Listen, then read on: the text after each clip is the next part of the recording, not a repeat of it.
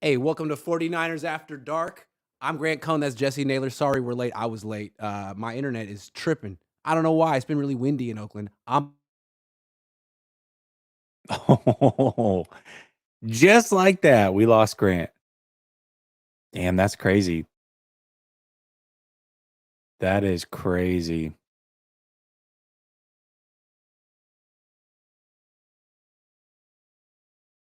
It's a good look though. Remember last time when he was ordering food and we were trying to guess what he was ordering? That's how I filled the time. I don't know how long this is going to last. His internet was McDonald's Wi-Fi for a good 10, 12 minutes. Told him to reset his Wi-Fi. He did that. Looks fantastic, by the way. But he's gone.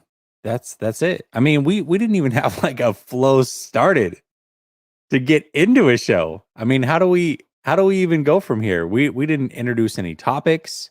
We didn't none of that stuff. So I don't know. Tell you this though, I got a fun little game of Would You Rather that I'm going to propose to Grant. We'll see what he thinks about this. See what you guys think about this.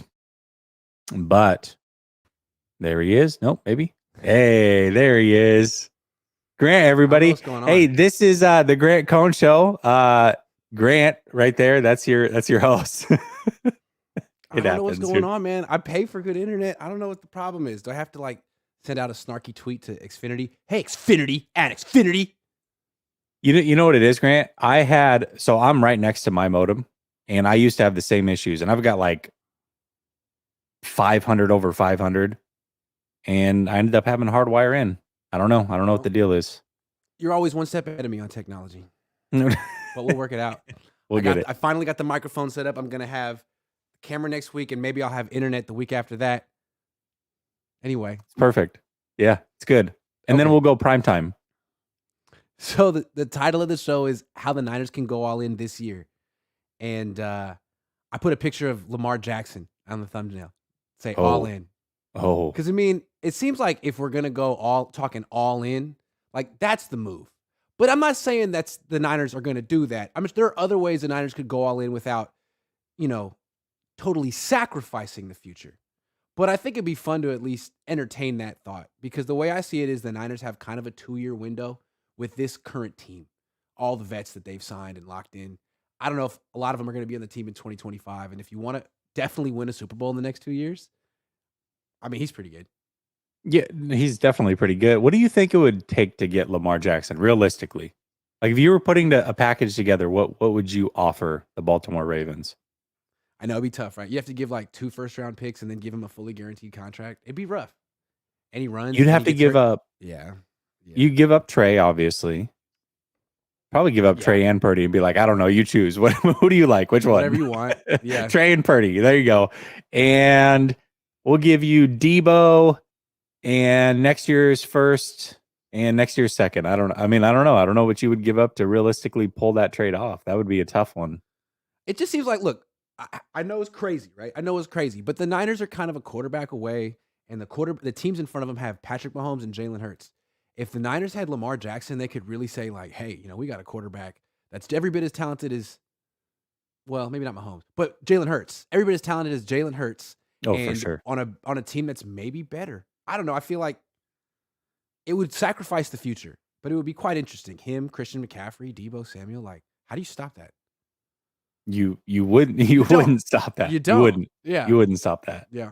I think, the thing is like, I think the 49ers, I don't know. I feel like the quarterback position is not that important to Kyle. I mean, it is to a certain extent, the fact that you traded everything to go get Trey, but you haven't gone all in with him. You haven't done the necessary steps to get him to that all-in stage. So do you want just a guy that can run the offense? I don't know. Kyle's really hard for me to read in these situations. I think Aaron Rodgers, by the way, just so we all know, would only be $15.8 million cap hit this year to the 49ers if they traded for him. Now, I think that's just as hard to go get him because they're not going to want Trey. or Purdy for that matter. They've got Love, who I assume they want to roll with. And then you'd have to give up Debo. You don't really have any assets this year. I feel like they want multiple draft picks, which the 49ers don't have. So, I mean, as far as going all in, the 49ers are in a tough position if it's going to center around another quarterback that's not on this roster.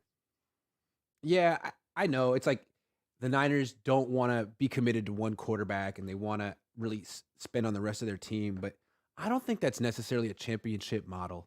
I think to win a Super Bowl, you really have to have a top 10 quarterback, maybe even better than that. Maybe even better than that. And if he's on a rookie deal, great. If not, at least you have a top 10 quarterback. The Niners are trying to win this other way, and I don't know that you can. And if you had Lamar Jackson, you have to sacrifice some depth in a couple players. But like, okay, well, at least you have like an impact player at quarterback for the first time in a long time. I don't know. But anyway, we don't have to talk. It's not going to happen. So let's talk about other ways the Niners could go all in this year, and more modest ways where they would preserve their future. Yeah. Well, so this came up to me because I heard an interview with Tony Dungy a couple days ago, and he was talking about why he left Tampa or why they got rid of him, essentially. And the Glazers, the owners of Tampa, and he had a different philosophy. His philosophy was, I want to build a long-term winner, a team that's always going to be there, much like the 49ers are in a situation right now. And they wanted to win a Super Bowl right away. They didn't care about the future. They wanted a Super Bowl right now. And they said, well, Gruden could be that guy that'll get us over the hump. And then they named another coach, which I forget who it was. And they ended up going after Gruden. And it did. It resulted in a Super Bowl, but they weren't good for very long after that. And I feel like the 49ers are kind of in that same situation where they're trying to be good for a long time, but they're also trying to get over the hump. So how do they do that? I think the only way that you can go like all in and not mortgage the future is to sign a bunch of veterans who are still good, maybe even overpay, and do a bunch of one-year deals so that you keep that cap flexibility for all these other years. And if you continue to do that, I mean, I was looking at Kansas City this year. Since 2019 is the least amount of free agents they have. They normally sit around the 25 to 30 range on a regular basis. You look at the Eagles, I mean, their whole team seems to be free agents, but they're going to retool on the fly, no problem, because they have 2 first-round picks. They're going to free up money. They're going to bring in some other veterans, and they're going to rinse and repeat. And so guys that I was looking at that would be realistic to go get, guys like Patrick Peterson, Justin Houston, Robert Quinn, Jadeveon Clowney, Marcus Peters, those types of guys that you know can contribute for a year. You're not giving them a long-term commitment.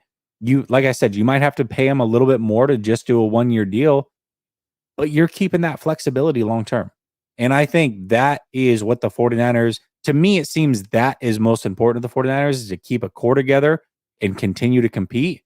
But you also have to find your time to go all in and a way to do it that doesn't necessarily mortgage the future. Because if you don't win, like Tampa was able to, then it just looks silly because you didn't win a Super Bowl and you didn't sustain winning for a long-term period. So to me, it's a bunch of one-year deals, older guys. That's the way to do it. I like it. And to be specific, I think the Niners really need to focus on their offensive line and their quarterback position. They don't need to bring in Lamar Jackson per se, but they need to bring in a quarterback. And it's not a slight against Trey or Brock. It's a slight against Kyle. Dude, Kyle, you can't keep quarterbacks healthy. Even though you think it's not your fault. You can't keep quarterbacks healthy. It's been an issue for more than a decade. So until you adjust, the Niners are just going to have to work around that and bring in guys. So you have 2, both coming off an injury. Sign another, draft another. That's 4. You can't have 5, but have 1 on the practice squad.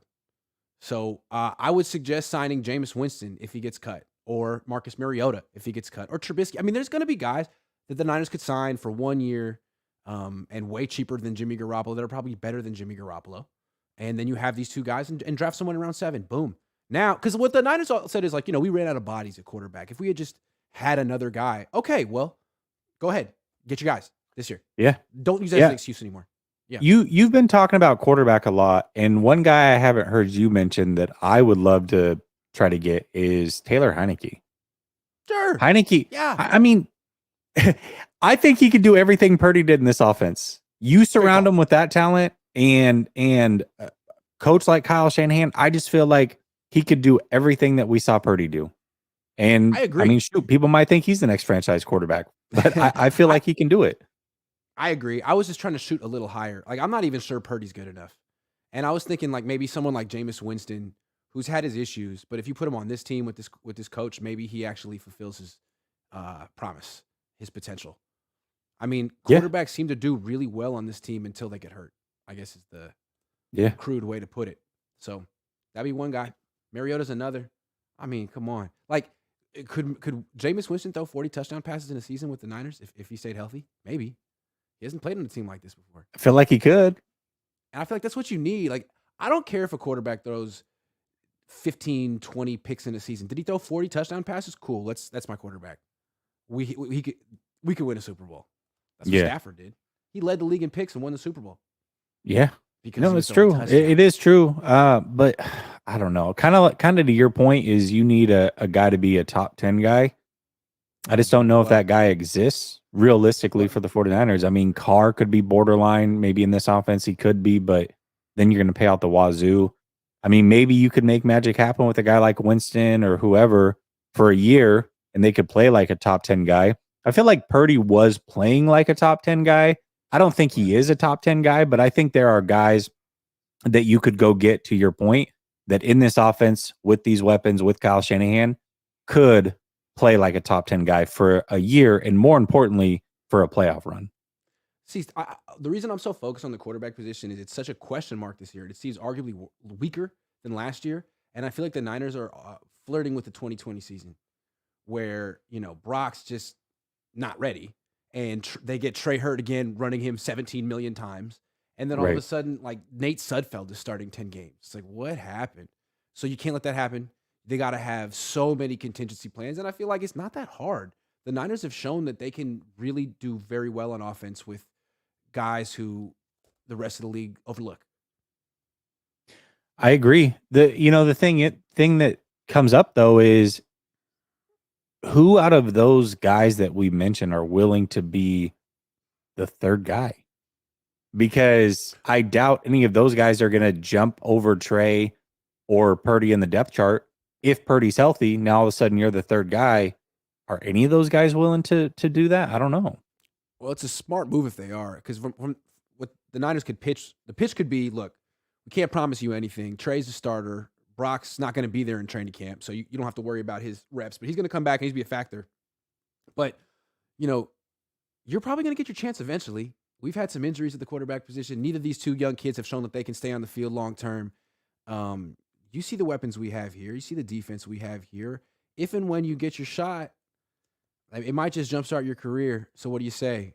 1 year, $3 million with half of it guaranteed or whatever, like the Nate Sudfeld contract. What do you say? Yeah. Trubisky might be into that. I mean, he signed something similar to that 2 years ago in Buffalo to sit behind Josh Allen, who doesn't miss time. Ever. So yeah, maybe. And I think Trubisky isn't even the best you could do. I'd rather have Mariota. I'd rather have Winston. So I think they could do it. And again, if not them, Heineke. There are options out there. Yeah. Yeah. No, I mean, there are options. And you could either be a backup somewhere else, or we could pay you a little bit more to be our third string quarterback, because we actually can spend more money on quarterbacks, being that we're only spending $10 million now. We'll give you an extra $1 million. You're our third string. You know as well as I do, a third string here is like a second string anywhere else. So you got a chance to play. I mean, it might work. It just might work. Also, you can't tell me the Niners are going all in if their starting offensive line next year is Trent Williams, Aaron Banks, Nick Stikell, Spencer Burford, and Jalen Moore. That's not all in. You got to add another impact player to that line somewhere. Center, right guard, right tackle. I don't care. Got to be someone. Splurge. They don't spend enough money on this offensive. Like, they're spending $34 million in the offensive line this year, and $28 million goes to Trent. Come on. Get someone else. The right tackle is a keep. They got to get someone decent there. They could trade up in the draft. They could sign someone. But if you sign someone in the draft, I mean, they can't even afford McGlinchey, and he's not even good. So, I don't know. They got to get creative there. The answer is not Jalen Moore, though. No, the answer is no. The answer is not Jalen Moore. But I don't know. I don't know if the answer's out there. Looking through free agency, this is not a good year to need a right tackle and or center. This is not the year. What's his name? Jawan Taylor? What's his name? Yeah. But he's not better than McGlinchey. They're roughly the same. Yeah. The thing, what you're saying is, and I agree with you, is their offensive line from this year has to improve next year. I don't foresee any free agents that are going to make this offensive line better for sure than what it was last year. I just don't see those guys out there. I mean, if you splurge maybe on a center and then you go cheap at right tackle, Burford steps up. I mean, maybe, but there's no guarantee. I don't think that there's a combination out there in free agency to make that happen. And I think that's the hard part. When you look at this, I don't know what that combination is. Yikes. Kevin says glitch face was almost as attractive as your shirt. I like this sweater. People always make fun of my sweaters. I have nice sweaters. Going very slowly through the comments because I'm on Microsoft Edge because I think it was I don't know. No cap Grant looking kind of hot right now. No pause, says Battle Cat. No pause. That'll be no pause. Well, thank you. This dude says Grant clown. Thank you very much. I appreciate that. Manny Fresh says we need to spend on protecting the quarterback. Nah, they need to protect themselves. Yeah. Did you get the memo? 2.0 says I feel like Mariota could come in and be the guy, but I don't think Kyle Shanahan has the peanuts to sit Trey or trade him. Have to pray Purdy isn't out long. Well, I don't think it's either or Mariota. I think what's cool about Mariota is that he could run the stuff that you would want Trey Lance to run. So you have two guys. I have to bring this up because 2.0 did it for me. So why is there this thought out here that Trey is so bad from some people that once the option is Trey, who you spent everything you had to go get this kid, when he's your number one option, it's like anybody but him.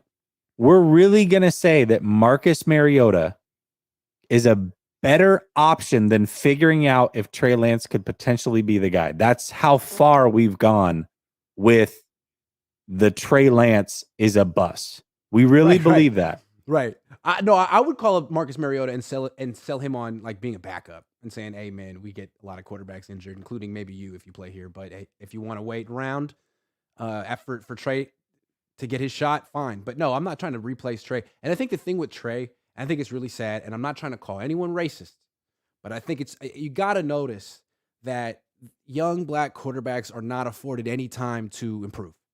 They're either good right away or they're busts. Have you not noticed that trend? That's what Geno Smith proved. That's the Geno Smith story. Yeah. And that's why I'm looking at Jameis. You know what I'm saying? Jameis has been written off. Like, you suck. Like, actually, like compare his numbers from his first 5 years to Peyton Manning's. Peyton Manning threw 100 picks in his first 5 years. But it's like, it's okay. He was improving. He was growing. And he was. But black quarterbacks can't. You're not allowed to. You're not allowed to improve or grow or have any type of ramp-up period. You just have to be Deshaun Watson. You got to be Patrick Mahomes, Cam Newton. You got to be, you know what I'm saying? And Trey, so far, through four games, hasn't exactly lit up the league. And people are like, bust!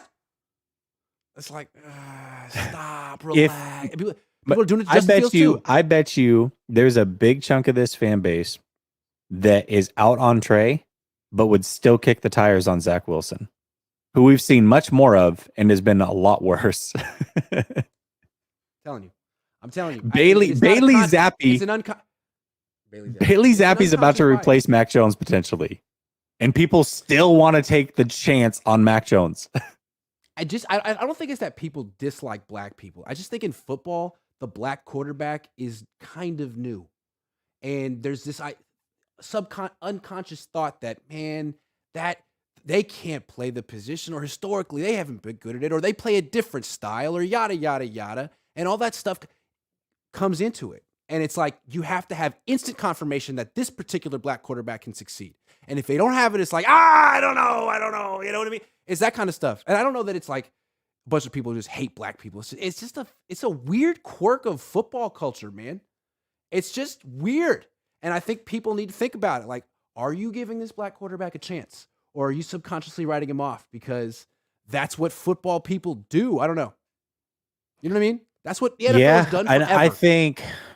I think it's tough because I think it also just goes to mobile quarterbacks, like quarterbacks that are heavily mobile, which you look at like Taysom Hill, which obviously he was a tight end. With white quarterbacks, though, it's an asset. With black quarterbacks, it's like, oh, that's man, true. are they going to run too much? Like, that's true.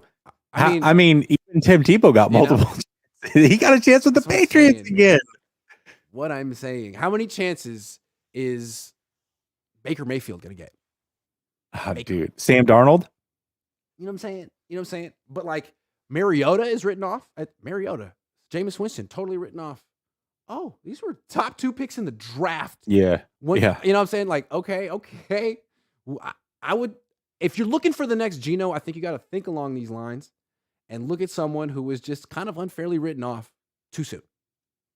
I don't know. Maybe that's not Jameis Winston. I don't know. Jameis did have a lot of chances, but damn.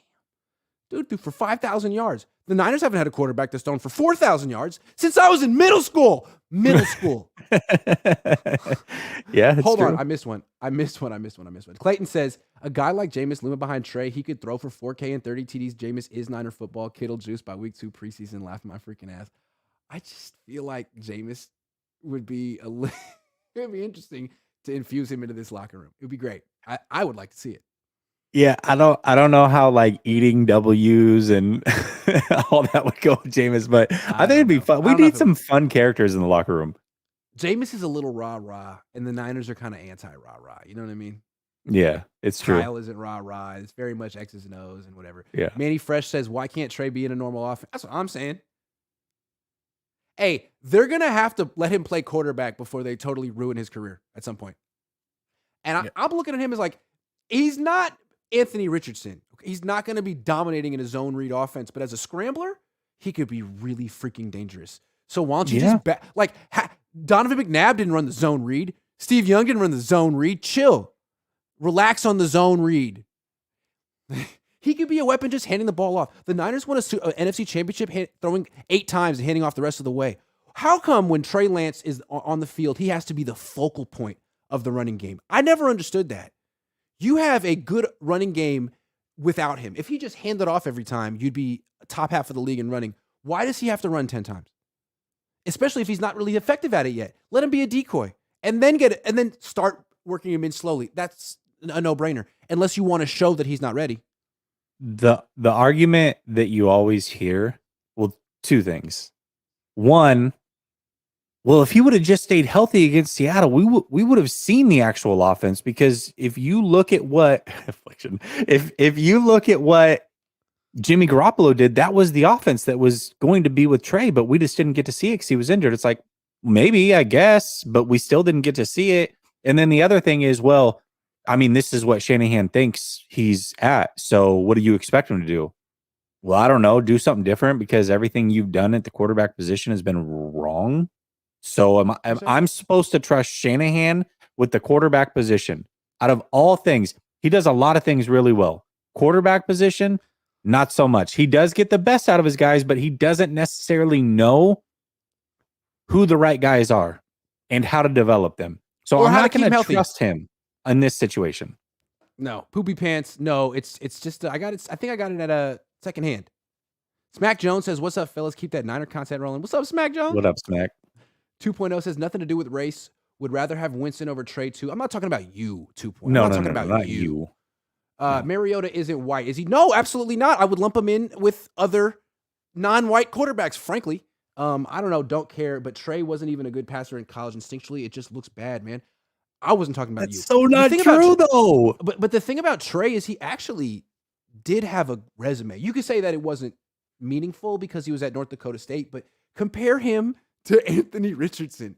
The dude completed 53% of his passes at a good school.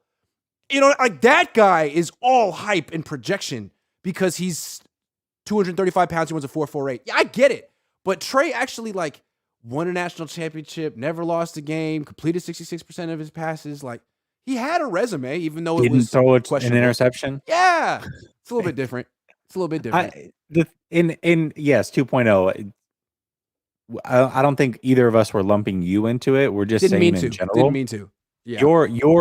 Your super chat sparked the conversation, but I completely disagree saying that he wasn't a good passer in college. That is just maybe we saw two different guys He and two wouldn't have been the different sets third of pick in film. the draft. He wouldn't have been the third pick in the draft if he was a bad passer in college. No. If he completed 53% of his passes like Anthony Richardson, he wouldn't have been a first-round pick. And I'm surprised that Anthony Richardson is getting mocked as high as he is. He's a great athlete, but he also has to play quarterback. And man, his quarterback resume is not there. It's just not there. But he might end up being great, but I'm just saying that's a hell of a risk to take in the top 15. It's going to take a long time, yeah. Whoa. Andrew says, Kyle Shanahan offense, KS offense in 2023, put CMC at quarterback, get Trent in motion, and then hand off to Trey and run between the tackles side. I will say that Kyle's very creative, and that's what's going to keep the Niners offense, afloat. But his scheme, I wouldn't necessarily want to just bring in Bobby Slowick to run his scheme, man. It's kind of an old school 1990s scheme, and every year there's a smaller and smaller pool of players who fit it from college, man. Like, colleges aren't doing that stuff under center. Like, they're doing what the Eagles are doing. I don't understand being so committed to the under center play action game. Like, you do under center play action so you can get shot plays, right? But you don't throw downfield anymore. So what is the freaking point? You tried to do it one time against Philly and you got your quarterback knocked out and he still hasn't gotten surgery. I don't see it, man. It seems like a holding on to the pass. And Kyle Shanahan can do it because he's so smart. But eventually, I don't know. What's funny is the league is going. What's funny is he likes the under center shotgun shot plays, except for when Trey was playing. Which thank you. By the way, that's what he did in college. 39% under center, tons of play action, tons of drop back passing. That's what he did in college. That would translate perfect with your offense. But as soon as he was in, he's a dual threat shotgun. pistol. Spread shotgun. It's like, dude, if that's what you wanted to do, you should have drafted Justin Fields. What are you thinking? Right. The black quarterback is always used as a runner. Well, I mean, Jameis is not that kind of guy. Jameis is a pocket quarterback with a little mobility. You don't run him in the zone read. Gino, you don't run him in the zone read. Right. I mean, black quarterbacks are not all the same. They're not. They don't all play the same way. Memo, Manny Fresh. He knows that, though, because he was in the big timers. J. Mark Garza says, I was so excited when Lance was drafted, and I still am. He will be great if Kyle lets him run the Purdy offense and not a Greg Roman offense. Hear. Jalen LeGrant says Jalen Ramsey should be a target for the Niners, and inquiring about Zach Wilson from the Jets should be a move to new scenery. He has talent. You never know. I'm kind of overspending money on defense, and Niners have spent a lot of money on defense. They don't spend enough on offensive line. The NFL doesn't let you play defense anymore. They changed the rules. Didn't you hear? You can't play defense anymore. Not allowed in the Super Bowl. I'm also not bringing in Zach Wilson at $10 million when I can go get hopefully Heineke for $8 million. Zach Wilson, who I know can play. Zach Wilson's like mobile Josh Rosen. I've never seen someone get hated so much. I mean, hated more than Josh. Niners daddy says need to invest in the O-line like Grant invested into that shirt. Damn. Also, this is Lance's year. He will stay healthy and prove all the haters wrong. Okay. Some want Trey to be Cap 2.0. Yeah, I don't. He's not. Some say that. Flav, I mean 2.0 is definitely about race. Maybe not for everyone, but for a lot. If you won't call Zach Wilson a bust, then why call Trey 1? Is that Flav? I don't know. I mean, maybe he will call Trey 1. Maybe he would call Zach Wilson 1. I haven't seen him comment about Zach Wilson. Any chance of a Jared Goff trade? He's really expensive. I don't think the Niners want Jared Goff. He's doing good in Detroit. Let him stay in Detroit. For sure. Kevin says 3 third-round comp picks, DT Maisie Smith, Siaka, safety Jordan Battle, Chris Smith. Man, I can't. Tight end Sam Laporta, Zach Charbonnet, UCLA. Dewan Jones and a quarterback. Hey, if the Niners draft Zach Charbonnet is hella good. If they draft Zach Charbonnet in round 3, I'm not even going to make fun of him for taking. I want to draft that Latu guy because you can't say his name. Yeah, and if he's good, then we have to talk about him on a regular basis. I'll make him a weekly topic. I'll learn. Kyle will run him. LOL. Yeah. 2.0 says 1 game with over 250 passing yards in his entire life. Cosell nailed it when he knows where ball is going in the huddle, he might be okay. But if he doesn't, it's just bad. Was the same in college. 4 starts. Again, white quarterbacks, this never happens. 4 starts, you got to give him a couple of years. You got to bring in Zach Wilson, give him a second. You got to give Zach Wilson another look. Sure, he started 25 games, and he was fucking awful. He was awful. And the whole team revolted against him, but maybe we should bring him over here and give him one more look and just totally give up on this guy with 4 starts. Come on. How many Look inward. How many 250-yard games did Brock Purdy have this year? He had a lot of games he had games under 200, and games, our over-under for weeks was like 210.5 yards because he was right around there. So does that mean he can't be a franchise quarterback because he doesn't throw for 250 every week? But people think he can be a franchise quarterback. Who has a brighter future, Trey Lance or Zach Wilson? Oh, Trey Lance. Trey Lance. Not close. Trey Lance. It was Trey Lance before the draft, and it's Trey Lance now. Zach Wilson is horrible. I knew he was going to be bad. Do you remember what I called him before the draft? Yeah, you called him like Happy Gilmore of a slam dunk champion, like a long professional dunker. Like you're not really playing the sport, but you can put together some highlights. Yeah, you can laugh, but people forget Wilson was QB1 for SF. No, he wasn't. No, he was QB1 for Chris Sims. Yeah, he wasn't. Trey versus Mahomes in Vegas, we already faves. NFC. Yeah, that'd be crazy because it's amazing. You don't even know who the quarterback is. I don't want Wilson. I said Mariota be nice. I like Mariota. And I wanted Mariota last year. If you like Wilson, what about the guy Jaron Hall at BYU? He put up the same numbers. A little bit older. Why not? Zach Wilson was the second pick in the draft. Jaron Hall, 5th round prospect, the same resume. What the hell is the difference? If you like Zach Wilson, maybe you take, Zach Wilson 2.0, who's not a JetBlue Air. Yeah, I agree. Yeah. All right. Topic 2, 30 minutes in. Who needs to break out this season for the 49ers for them to win the Super Bowl? This is such an easy answer for me. Well, to me, so easy. if I have to choose one guy, it has to be one of the quarterbacks, right? Like it has to be one of them. Trey Lance has to be the guy. Trey Lance. It's got to be Trey. It's got to be Trey. But let's go deeper. Let's peel the onion back. Let's go more guys. Sure. So a guy on defense that I think needs to break out, Drake Jackson.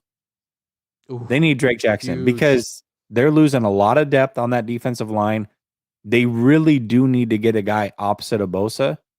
Drake Jackson has to be that guy that they kind of played a little bit like Hufanga and then breaks out in year 2. They really could use him to be a breakout player next year. Yeah. Who else? Breakout player. Jordan Mason? Again? Like actually let him play? I think you need a second running back here. Elijah Mitchell, whoever. I think you need a second running back here. I mean, can we come back to Trey Lance for a second? Healthy. Can we go back to Trey Lance for a second? He's so important this year. He is so important this year. Jimmy's not coming through that door. Brock Purdy, God knows. And then, are the Niners going to sign Jameis Winston or Mariota? Doubt it. Do you think they will? No. I think all the guys we mentioned are not a chance, probably. No. Who are they going to sign? I know who they're going to sign. Nick Mullins? Nate Sudfeld. Okay. Same difference. They're going to do that. Nick Mullins, guys that know the offense. So you know what, Trey? It's on you, baby. It's on you. And I'm not saying be Jalen Hurts in year 3, but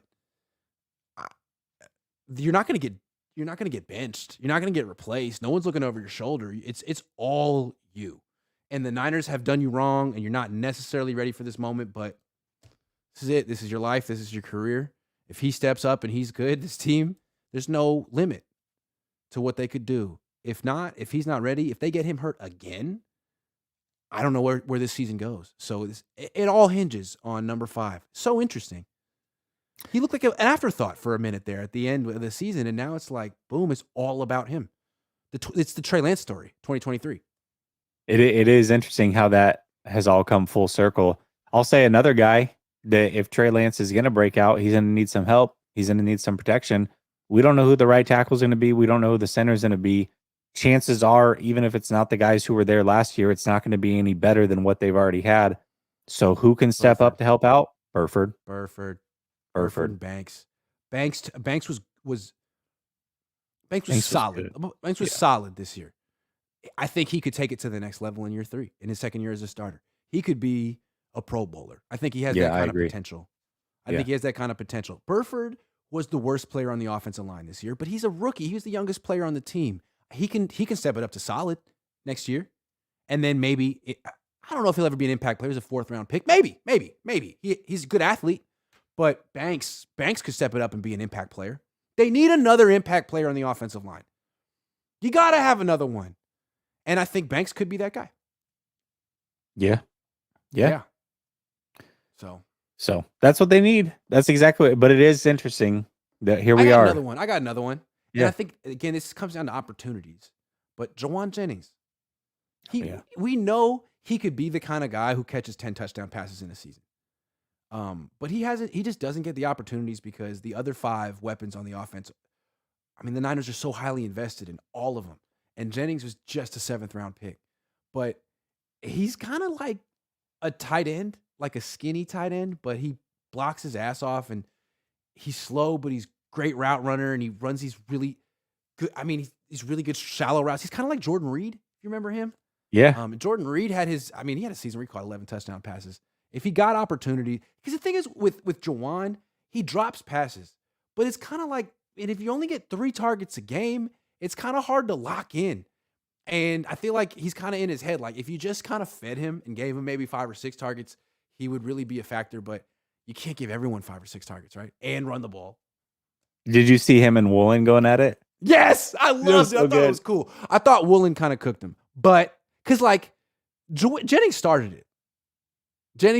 And he had a good line, but at the same time, like, man, the Niners run a lot of cover 3 too. You know what I'm saying? Like they do a lot of cover 3. So that's kind of, and then he came back and was like, okay, so why don't you just keep blocking then? It was like, ooh. You know what he should have done though is he should have sent him the video of him running up the sideline and catching it against Seattle. That's what he should have done. That would have been the ultimate comeback and game finisher. What about Kalia Davis? It'd be nice to see him break out next year. Actually, that's a big one because or Kinlaw. How about one of the two? One of the two. It's got to be one of the two unless they draft another guy. Yeah. Kinlaw's important or Kalia Davis. Yeah. And honestly, let's talk about Kinlaw for a second. Last year, there was a lot of wishful thinking with that. It was, we don't need DJ Jones. We got Javon Kinlaw. Well, where's he at with his rehab? He's going to be fine. He's going to be fine. We know it. Are you sure? No, yeah. He's going to be fine. And then he wasn't. And I feel like they're doing that again with Brock Purdy. Because they need him. Oh, he's going to be fine. Are you sure, or do you want him to be fine? They do this a lot. It wasn't Kinlaw's fault. Like, it was the team. Like, they needed him, and they convinced themselves that he was just going to be great. Hunky-dory. Nah, man, it's not that simple. Is that, anyway, wanted to point out that pattern. Didn't Bosa choose to not rehab around the 49ers?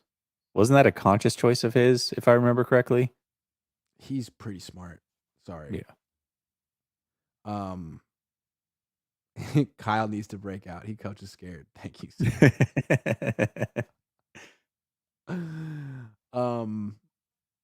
Who broke out last year?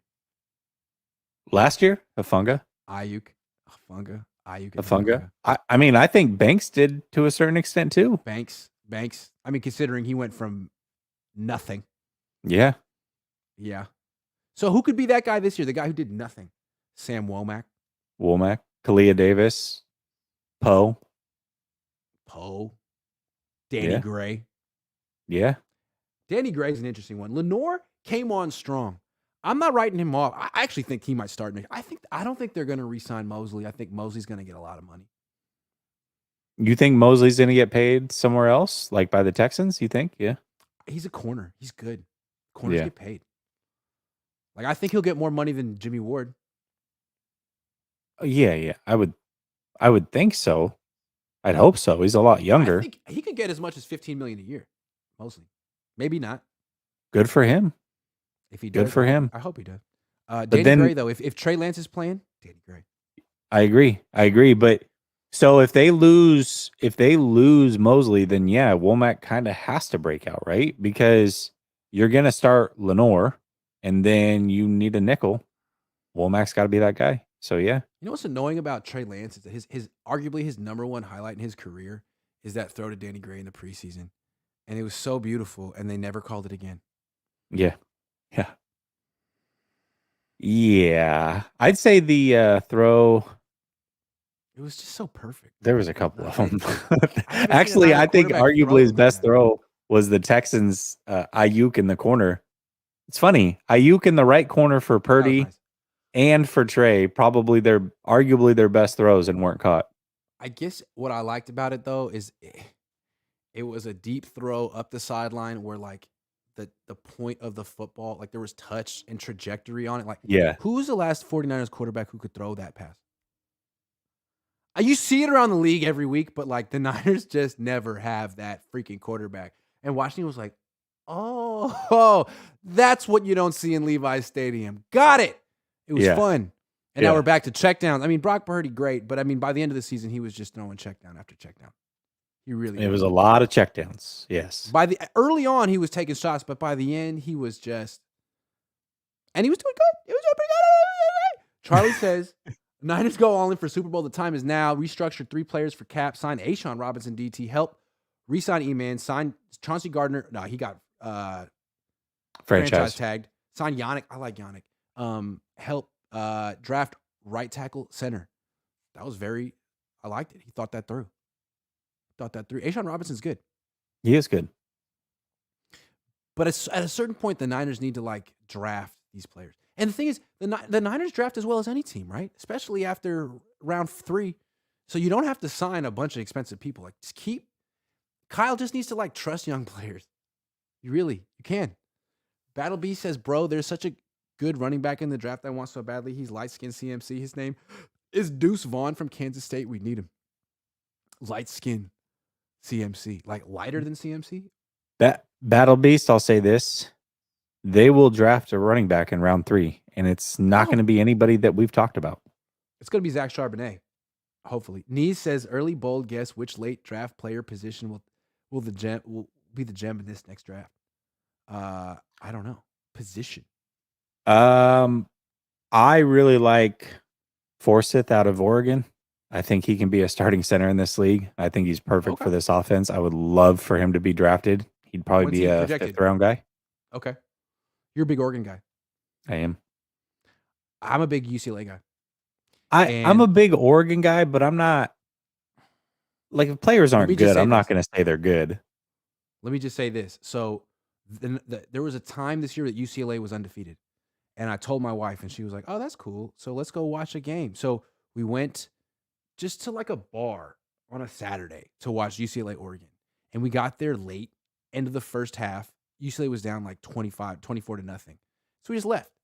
And I did watch some of that game. Bo Nix was wow. He was great. I kind of like him. A little small, but he's got a little Brock Purdy plus to him. I like Bo Nix. Yeah. What do you think? Yeah, he's all right. He was a transfer from Auburn or something. No, something, yeah. He can move. I like him. He can. Yeah, he definitely can. I mean, and the reason they didn't make it to the playoffs is because he got hurt for a drive, and it was enough for them to lose. So, yeah. You know, they talk about Bryce Young not being tall enough to get drafted 1 because he's not the prototype, but it's hard to think, like, you know, Fran Tarkenton was 6 feet tall, Brock Purdy 6 feet tall. I mean, how important is height if you can really scramble like that, if you can really move and create your own space, you know? Fran Tarkenton was pretty special. I'm just saying. If you can change the launch point, it's big, but you see it over and over. You look at Kyler Murray's a really good example of this. In breaking routes, he misses a lot because genuinely doesn't see it. Kyler's 5'3". Kyler's 5'3". Yeah. Maybe 5'5". Maybe 5'5". Yeah. He's taller. I know what they're listed at. There's pictures of him next to Bryce Young. I think he's bigger than Bryce Young. Oh, damn. Yeah. That's yikes. So That's yikes. The guy who broke out last year was Purdy. Yep. Yeah, but he wasn't on the roster the year before. I think we're looking for guys that were on the roster the year before that really didn't play and then took that next step. But yes, he did. Sam Womack technically could be break one. out. Did I mention him? Sam Womack. Yeah. Yep. What did Keyshawn Johnson say about Trey Lance? Tell us, the good people watching. Okay, so he said that he would give his right arm if Trey Lance, he would bet his right arm that Trey Lance is the starter for the season. He doesn't think it's particularly close. He doesn't think that he's fighting for his life, as he put it. He feels like he is the clear-cut starter, and he basically compared Brock Purdy to Jimmy Garoppolo and saying, hey, great story, but the offense was still similar in that it was shorter game, dink and dunk, all that type of stuff. He ran it to higher execution, but it's not different enough to just forego Trey Lance. And he believes as long as Trey Lance is healthy and shows that he is still making strides, that it's his job and it's not close. Which I thought was interesting. That's very interesting. No one's really talking like that about Trey Lance right now, right? And even people on the team, there was that anonymous quote from someone on the team saying people would be pissed if Brock wasn't the quarterback. And even Trey Lance has said, what? George Kittle said on the record, it's Brock Purdy's job to lose. Mm-hmm. That was wild. That's the thing about this team. There's what's obvious, there's what's commonsensical, and there's what the leaders in the team want. And it seems like they make all the decisions. And Kyle Shanahan could have an idea of what he wants to do, but then he runs it by the Cabo clique, and they're like, well, we vote this way. And Kyle's like, all right, that's what we'll do. I don't know. That's the impression I get. So did you call the Cabo clique? Yeah. And I know it's like they weren't vacationing together. They just happened to be in the same. Sure spot. They were, yeah. They just happened to, hey, oh, you're going to be in Cabo? Oh, well, maybe we'll hang out. Yeah. I'm just saying. Cabo clique. Cabo clique. It's smart as hell, man. Using that Harvard education, I'm definitely being best friends with my coach. Absolutely. Oh, you're going to cut me next year? What about all those great times we had in Cabo? Kyle. I thought we were friends, Kyle. I really didn't have a problem with the whole Mexico thing or the Cabo thing, but that is actually really funny. Cabo clique. Yeah, the Cabo clique. What's funny about what Keyshawn Johnson is saying is it's similar to what I was saying. And that the 49ers, in my opinion, prefer to have a dynamic quarterback. Now, I'm not saying Trey Lance is for sure going to be that guy, but he has an opportunity to be that guy, and you got to figure out if he can. And so people were saying, if Brock Purdy goes to the NFC Championship or goes to a Super Bowl, that's enough that the job is his.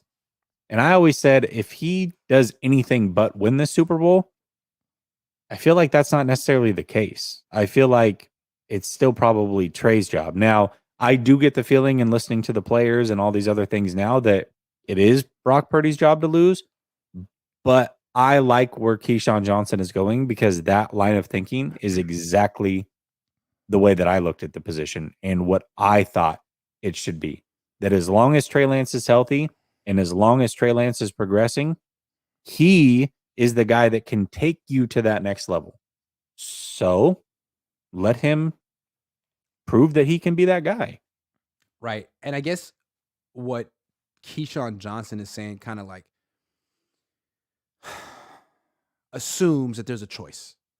And what I would like to say is I don't think there's a choice here. I think what we're learning is that all that optimism that the Kyle Shanahan was expressing at that press conference was based on freaking nothing. They don't even know when he's going to have the surgery. They're saying hopefully mid-March. Well, they'll see. They could look at him in mid-March and be like, let's wait another 2 weeks. Let's wait another 2 weeks. We don't know. This setback wasn't anticipated to begin with. So even if he has surgery in 2 weeks, like, are you telling me that he's that much better than Trey Lance, that coming off this huge surgery with zero offseason, they're just going to throw him in week one when Trey Lance has had the entire offseason? Is Lance that bad? Well, I guess we'll see. I don't think he's that bad. I think if Trey Lance has the entire offseason and Brock doesn't have any, you got to go with Trey. Who the hell is Brock? I love Brock Purdy. Who the hell is Brock Purdy? He's started 8 games. You don't just get the job. I'm sorry. You gotta work your way back too. Yeah, I think that's fair for both players. This 2 weeks, 8-year vet. You know what I'm saying? He's not on a second contract with $100 million. He hasn't won a Super Bowl. Like, you had a promising start too, but you had no offseason. Chill. Yeah, because there's improvements he has to make too. I mean, quite frankly, we have to see those improvements. And if you don't have an offseason, then it's hard to say that you've improved in those areas. But this 2 weeks, potential 2 weeks, assuming that he does get surgery after this time frame, is huge. I mean, the timeline was already, I called it optimistic. I thought it was a little bit like aggressively optimistic already. And now with 2 weeks added into it, I think the optimism that Purdy's just going to be ready to roll, and hey, you know what? He's not going to have to go through training camp or preseason or none of that, but he'll be ready to roll week 1. So just give him the ball and go out there. I feel like that. I don't know how anybody can be that optimistic that it's just going to work out like that. I'm not. Samuel Coaster says, love listening to when I'm doing homework. To us. Excel sucks. Much love. I hate Excel. Spreadsheets in general. Not all spreadsheets. Not my choice fan. At the bar for you both. I drink. I'm a beer drinker. I'm not a hard liquor drinker. So usually you're going to get me with like a Black Butte Porter. Mango Cart is a good one too. But I like porters. If you give me like a coconut porter, a Black Butte Porter, a vanilla porter, something like that, even like a peanut butter porter, that's what I'm into. What's a porter? Is a porter? It's heavy, right? Yeah, it's closer to a stout. Yeah. Okay. Yeah. See, I like a stout and I like Pilsners and lagers. So I'll either get a Guinness or a Stella or a Modelo. I mean, so if you like Guinness, adventurous, if you like Guinness, go try. Next time you're out, try a Black Butte Porter. You'll like it. Okay, I'll check it out. What I like about Guinness is how surprisingly light it is. Yeah, it's like 5%. You know what I'm saying? Porters, 2 IPAs, I'll be passed out. 2 IPAs, done. I'm not an IPA guy. I don't like the taste of it. Blue Moon too. I like Blue Moon. You get the orange and it's legit. But like I don't like to drink too much beer, because I feel like it doesn't agree with my physique. So I like I'll drink a martini. I like a martini. Usually get gin. I can go back and forth with a twist, dirty martini, but I like a martini. And I guess I like margaritas in general. I love a freaking margarita. Or like the ones with like the jalapeno infused, like the spicy margaritas. So freaking good. Yeah. I mean, like I have my drink of choice, but I'll maybe have a beer a month. Like maybe. Usually it's like I'll have a beer like every 2 or 3 months. And it's just a beer when I'm out at dinner type thing. I see. Bus 301 says, I agree with you, Grant, in that Brock needs to work his way back, but saying he's only played 8 games is buffoonery. That's half a gosh darn season, and he helped lead you to the NFC game. 8 games is nothing, dude. It's not a lot. It's nothing. It's what Jimmy Garoppolo played before he got his extension. Was his 8 games more impressive than the 10 games that you saw from Nick Foles to start his career when he threw for 27 touchdown passes and 2 interceptions? Was it more impressive than that? No. Okay. So and then he also won a Super Bowl. And was Super Bowl MVP. Watch Derek Carr as the next Kyle's guy. I don't know. I hope not. I don't know about that. Moving on. Is Kyle Shanahan too conservative, or should he be more aggressive? There's an article in Football Outsiders. They have a new stat called like the aggressive index. And it's basically about how often you go for it on 4th down. And Kyle ranked 19th out of 32.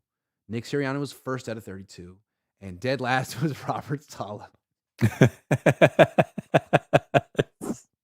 So funny. But I get it with Saleh. Like, you had a good defense on the Jets. Your offense was horrific. You had Zach Wilson and Mike White. You went months without scoring touchdowns. I get it. You have to win with your defense. But Kyle, I don't really get it. I mean, you're so invested in McCaffrey and Juszczyk and Kittle and Ayuk and Debo and Trent Williams, and then you're like, you know what? Let's punt it in our own territory and win with our. And you have a good defense too, but the rules don't let you play that part of the. The rules really don't let you do it. And I'm thinking, I like what Sirianni does. I like how he goes for it so much on fourth down. Do you think the Niners should be more like him? Man, I would imagine that if I looked at the list that there's probably, and this is only year one, so it's hard to say that there's a long-term correlation. This is, it sounds like year one of the stat. I think so. But I doubt that there's a correlation from like top tier teams and being overly aggressive. I think in Sirianni's case, probably. But like Andy Reid was less aggressive than Kyle. To be fair, if you have Patrick Mahomes, you probably don't need to go for it on fourth down that much because you have Patrick Mahomes. Yeah. But I just want to point that out. I was looking, where's Andy Reid? Below, he was 21, Kyle's 19. Okay. So I don't know if there's a correlation saying he should be more aggressive or he's too conservative, but number two, Mike McDaniel. No, like it.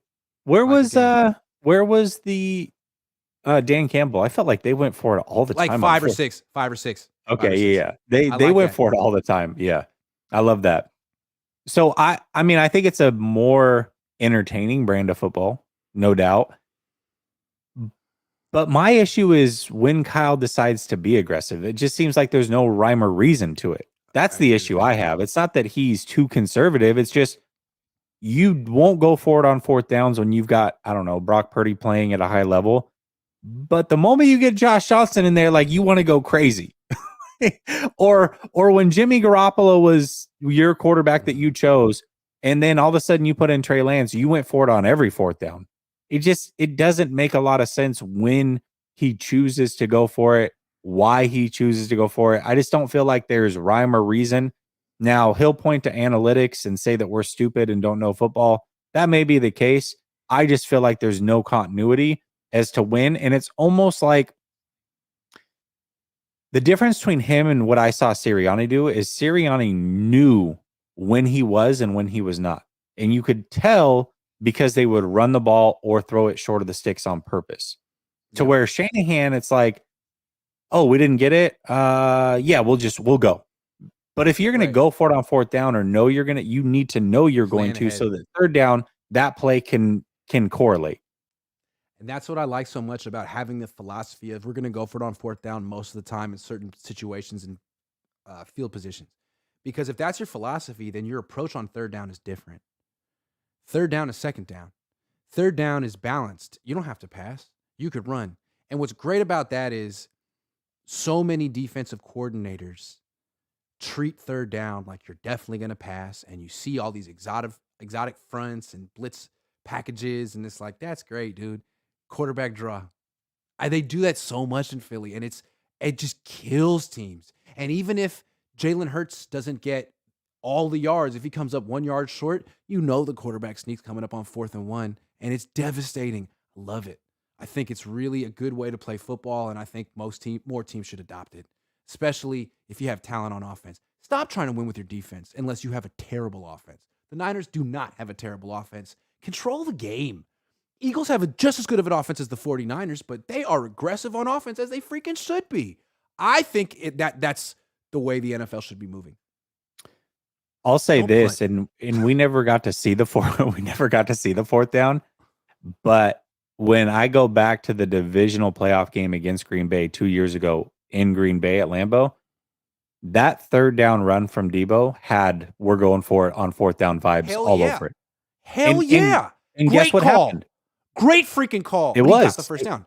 You got the first down because you gave it to your best player anyway, so it didn't matter. But that's what I'm saying. If you're committed to going for it on fourth down, it opens up the run game on third down, which is so hard to stop because defenses aren't expecting it. They're not prepared to stop it.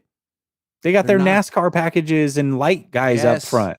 Yeah. Yes. And so that's when you can use Trey Lance as a runner. 3rd and 7, quarterback draw with a lead block. I mean, you see it a lot, quarterback counter with a pulling guard. They do it in Philly. And you're doing it against Trey Lance got hurt on 2nd and 8. Man, come on. Anyway. I think he could be more aggressive, and I think he should be, because I feel like his mentality for the last 6 years, the team he's been trying to build with John Lynch, is they want to win with defense. Man, stop. You're an offensive coach. It's an offensive league. Knock it off. You got way too much talent on offense to be putting on the defense's hands every freaking game. They are good, but someone's going to get called for a ticky-tack penalty.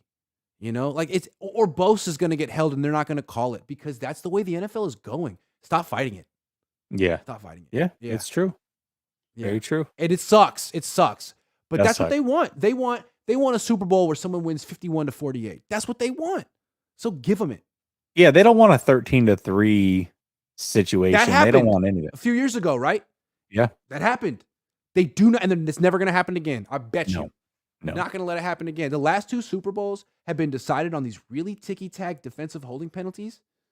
Like, they're not going to let you do that stuff at the end of the game. Like, yep. You can't play defense at the end of the. Well, Niners still feel like they would have won the Super Bowl if Nick Bosa had gotten that call, right? You're not going to get that call. And they would have won the Super Bowl had they gotten that call. They would have. To be frank, and he did get held. He legitimately got held. Oh, big time. Yeah. It didn't matter. They didn't get one holding call in that whole Super Bowl against an atrocious offensive line. Not one. I know. And it's not fair, right? But you can't fight it. If you can't beat them, join them. If you know the rule, but yeah, if you know that going in, then build your team to go with that accordingly. Yeah. Again, the Niners are so committed to, I'm going to win with defense and a complementary offense. No, fuck that. Okay? Fuck that. You were scoring 33 points a game with Brock Purdy. Crank that up to 36, baby. You're a genius, man. Genius. That's exactly it, because I feel like they're built to win the NFC. I don't know if they're built to win a Super Bowl. And that's a big difference. It feels like the NBA from a few years ago, where it was like, man, how are we going to take down the Warriors? Let me tell you, you probably won't. Yeah. They're really good. Like, how are you going to take down Patrick Mahomes and Andy Reid and Travis Kelce? Yeah. Well, score 45. Okay. All right. Yeah. Yeah. Pretty much. The difference was, at least when Cleveland got there, they still had the best player. But Patrick Mahomes is the best player. It's like the Warriors when they got Kevin Durant. It's like, okay, well, this is stupid. All right. Battle Beast 19 says, Grant and Jesse, what's the purpose of the Niners pretending Brock's going to be ready for the season when we all know he isn't? Please explain. Season tickets. I don't know. Wishful thinking. It's the same thing they did with Kinlaw last year. It makes him feel better at night. I don't know. I don't know if there's like a evil agenda. I just think that they really hope that that's the case.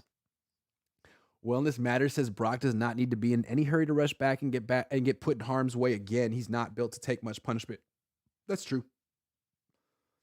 Yeah. I mean, why would you? You're on a minimum contract right now. And after this year, you still aren't getting paid. You have to wait a full another year. So why would you put everything on the line to rush back and potentially get hurt again and never get paid? That doesn't make any sense. Love the Steven Seagal look with that shirt, Grant. This is all good. I like Steven Seagal. I mean, his movies. Why is it always on 49ers After Dark that you're just getting hammered for whatever shirt you're wearing? I have great taste in shirts. Addicted to Action says Jimmy never contacted his team and teammates. I don't know what they saw in Jimmy. Jimmy went on a date with a porn star. Jimmy didn't want to suit up with his team. Jimmy got paid $137.5 million. This team was satisfied with QB RM room, maybe. I don't know. Yeah. I don't know, man. I don't know. I don't understand why the Cabo clicked like Jimmy so much, but to Kyle's credit, I feel like he's finally done. Here's one thing that I think is a bit of a misconception, is that we assume that players at other positions know who they should play at different positions. Meaning, when you have the team, this is the argument.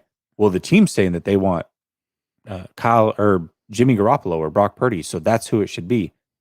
if you listen to them talk, it's very surface level. It's like, well, we know that we played and we won with them, so we're going to continue to do that.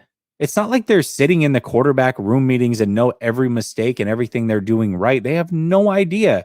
They just know that when they suit up, they win games. So the whole, hey, this guy wins games argument, that's the same argument that the players are giving you. Okay? Like they don't know any better than you or I. Except for Kittle. They're not breaking down He's a film genius. on quarterback play. They're not. No, Kittle breaks down film. Kittle is a quarterback guru. Sure, Everyone else, yeah. though, no. Yeah. He's the reason that they drafted Purdy, actually. Yeah, Kittle saw it. Yeah. So during the season, we play the over-under game, which is a lot of fun, big hit. But we can't anymore because the season's over. So now we're going to play the Would You Rather game, which is just as fun. Get to know it. I mean, I think you've played it before, but you haven't played it like this. Not like this, you haven't. And I don't know if I could do this every week, but this week I felt like I had a good slate of Would You Rather. So, fair enough. Would you rather pay Mike McGlinchey $15 million a year or start McKivitz at right tackle?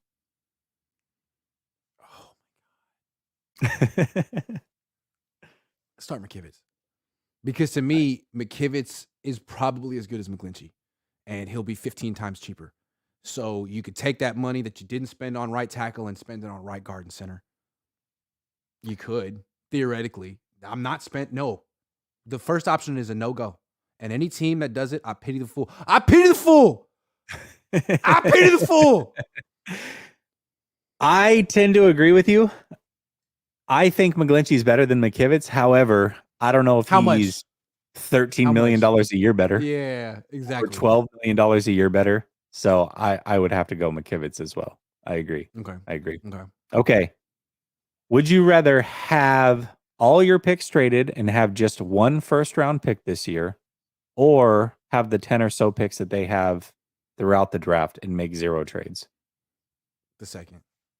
Because if they traded up, they would draft for need. They would not take BPA. Kyle would make the pick and he would mess it up. He would freaking mess it up. What I like about this draft is I feel like there's some self-awareness here. It's like, look, if we just get rid of all of our top picks, Kyle won't do any scouting and he'll just lose interest. We can make all the picks and we'll knock it out because that's what we do. So I was like, hey, Kyle, we don't have any picks this year. Like, we're good. We're good. You just coach the team. Nah, man, Kyle is the king. He took McGlinchey with the 9th pick in the draft. No, I don't trust him. I like what they're doing this year. Get rid of all the top picks. They took Ty Davis Price. No. They still can take a Ty Davis Price in round 3. I'm just saying. True. They might. Could happen. Zach Charbonnet. Take Zach Charbonnet. He's like Chardonnay, but different. Got it. It's like a lighter skinned CMC. That's so light. He is extremely light skinned. He might be the lightest skinned person I've ever seen. He's clear. He's clear. Straight up clear. All right. Would you rather pay Bosa the money that you know he's going to get?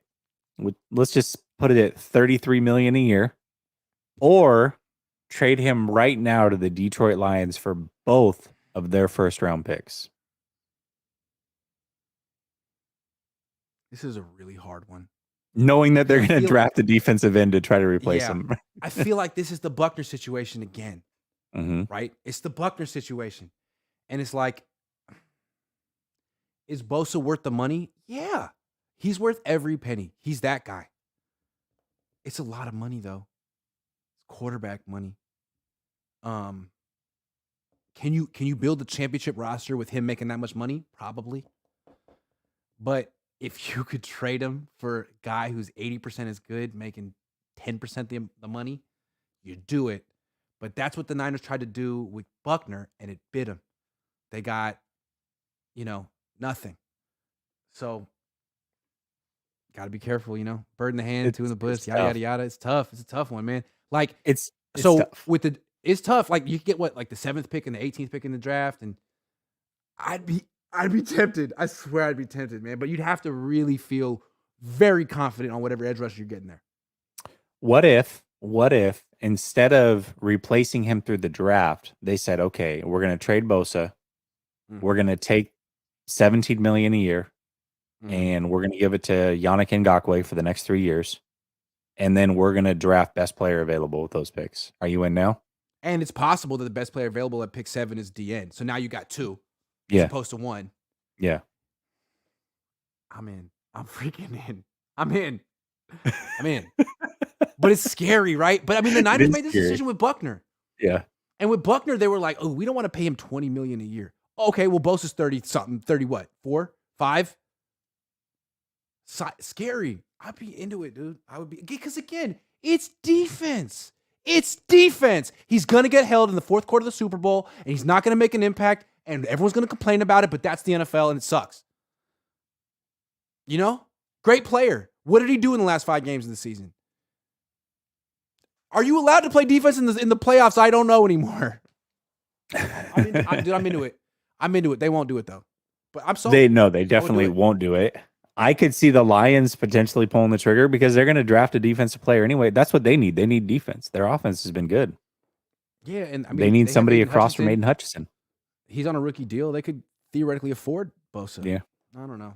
They are paying a lot for Goff, though. Yeah, they are. That's true. Yeah. Good question. That was interesting. I probably do it too. That being said, Bosa's worth if they brought in like Ngakoue or somebody. Like the Chiefs just won a Super Bowl, giving Frank Clark like $28 million a year. You know, the Niners can win one paying Bosa. He's better than Frank Clark, but still. Yeah, he's not worth. What is he worth in a trade? How many first-round picks is Nick Bosa worth? Yeah, at least the 2. Yeah, you could trade this year. You could trade him for that pick. You could take it. You could take a D end and sign Ngakoue and get an offensive player too, which is important because offense is more important. It's interesting. Here's the thing: is Bosa. If I'm forced to trade a star player on this team, it's not Bosa. But I know Bosa. If I can get 2 first-round picks in the same draft, you got to at least consider it. He's the most valuable player in the team. He's the most valuable player in the team. Yeah, I agree. And he plays defense. It's hard. Yeah. It's a good question. Good question. Yeah. I'm sure the chat's hella pissed. All right. Nah, absolutely not. They're there. You made a good point. Yeah. All right. Would you rather trade Trey Lance, or if you keep Trey Lance, you have to bring back Jimmy?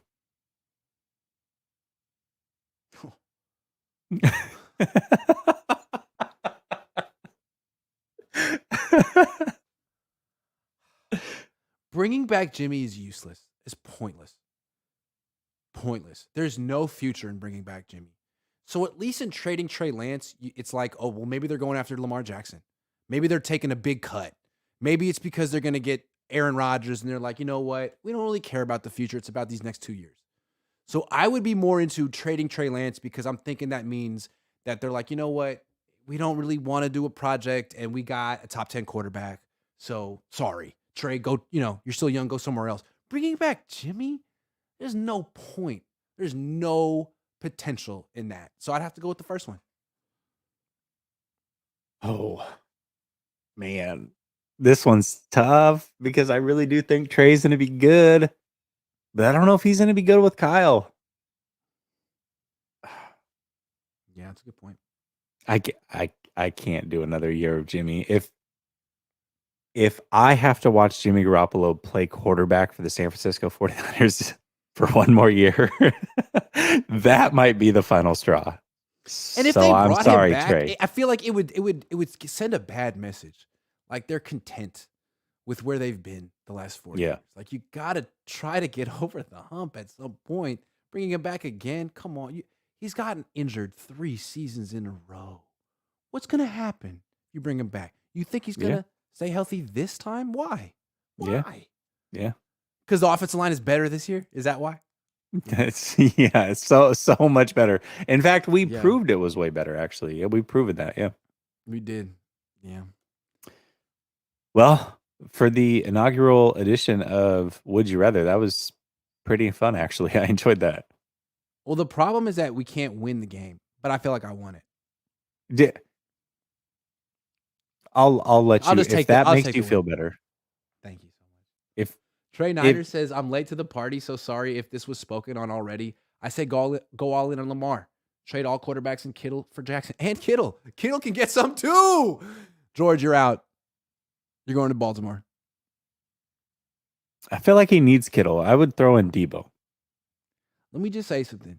This is the kind of topic, the Lamar Jackson thing, when you talk about it on the show, you're hesitant. But if you woke up tomorrow and the Niners traded for Lamar Jackson, are you kidding? Oh, no one would have any hesitation. They'd be like, this nobody. is the best day. Nobody. This is the best day of all time. Something to think about. Him and CMC would be. I don't even know. I don't even know how you contain that. Good luck. I mean, he's a top 10 quarterback. You have the team. Yes. It just might work. It just might work. Yep. Don't talk to me about the quest for 6 and 7. Just get one. Niners messed up with Buckner trade because they didn't see DeForest from the trees. It was a good joke, though. I've heard that one before, Andrew. That's actually pretty DeForest through the trees. You didn't finish. It's DeForest through the trees. It's the trees, yeah. Vincent Campos says, at what number of games are you both ready to call Trey a bust because you both have been down on Jimmy Garoppolo and hyped on Trey with minimal evidence? Blah, blah, blah, blah. After five seasons, Vincent. After 5, because if we give Jimmy Garoppolo 5 seasons, so we're going into season 3, so we got 3 more years, and then I'll do it, because it took 90% of this fan base 5 years to say that Jimmy Garoppolo was that. So if it's unfair to say that about him after 5 years, then I want 5 years for Trey. So 5 years. Give me 25 starts. I mean, with Zach Wilson, I feel like I've seen enough. He's been at about 25. I feel like with Justin Fields, I feel like I've seen enough. I like Justin Fields, even though a lot of people don't. I like Justin Fields. I think he's the best athlete. But how many starts did it take for you to like Justin Fields? I liked him when he lost to Jimmy Garoppolo. But yeah, no. But I mean, I wasn't going to make any large statements about Justin Fields until I saw a couple dozen starts. I'm not going to say shit about any quarterback until I've seen a couple dozen starts, unless they're totally awful, which Trey hasn't been. Trey has not been totally awful. I mean, in fact, he's been up and down. For me, I want to see at least 2 full seasons of starts before I'm making any rash judgment on any quarterback. Go 35, 25, 35. That sounds good to me. I mean, a lot of these guys get 50. But I mean, I don't think about race or anything. But anyway, Jimmy. I'm just saying, certain quarterbacks with a certain facial look get 8 chances, while others get 4 starts. It's true. It's true. It's true. Jawlines matter. It's the jawline. Fortunately, you and I've been blessed. I don't know about that. That shirt, though, with that jawline? This shirt and this jawline? Are you kidding me? Anyway. Yeah. Thanks for bearing with me early in the show. I was having some Wi-Fi problems. I restarted I think it was just, do you ever have, like, the Wi-Fi is just not good for like a half an hour? I just feel like it happens sometimes. There's nothing you can do. Nope. I wanted to send out like because I have like 35,000 followers or whatever on Twitter, and I could be like a jerk and be like, oh, at Xfinity, did you call this service? And then I'll write you back. You see when Trent Taylor did that a couple weeks ago? Yeah, over a flight that you were late to. So good. And everyone was like, dude, you're a jerk. And he just left it up. I guess he was like, yeah, I guess I was wrong. He was hot. Whatever. He blocked me on Twitter. He did? Yeah. No. Trent Taylor. Before or after this incident? Oh, years ago. Oh, but years ago. I just found out because I'd never searched for him. It's Trent Taylor. But I searched for him now, and everyone was talking about him. I'm like, what'd he say? And I'm like, I'm blocked? For what? When? Why? When? Yeah. What did I say? That's funny. I like that. I think it was for saying that he played too much ping pong. He's so good at ping pong. He's better at ping pong than football. Hey. I mean, did you see him put the business on Christian McCaffrey at the NFL honors, whatever? No. Oh man. Yeah. It was days before. He's that good, huh? He's lefty. Got spin. Okay. Puts the English on it. All right. There you go. I'm just making this show keep going for no reason. What are you doing the rest of the night? I've actually got a call-in show. So head over to Last Second Sports. We're going to do a call-in over there. So if you want to talk about Would You Rather, if you want to tell me I'm an idiot for believing in Trey after 4 games, call in. Let's talk about it. Jesse's even playing the Would You Rather game late night. Love it. Sounds good. Go check out Last Second Sports. I will see you guys tomorrow. Take care.